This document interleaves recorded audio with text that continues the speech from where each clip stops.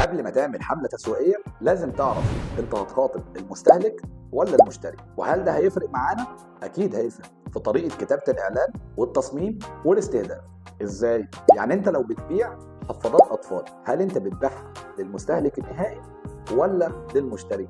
اكيد طبعا بتبيعها للمشتري. المشتري هنا الاب او الام، ففي التسويق هتلعب على دور العاطفة، وانك تظهر للاب والام ان نوع المنتج بتاعك مش هيأذي الطفل، وكمان تقدر تدخل له من ناحيه التوفير. خد ده مثال وطبقه على اي منتج او اي خدمه انت بتقدمها، واسال نفسك علشان تعرف تحدد انت هتعمل ايه في التسويق والمبيعات والتحليل. فلو للتسويق تعرف توجه اعلاناتك للناس الصح، الناس اللي هتستخدم المنتج بتاعك مش بس اللي هتشتريه.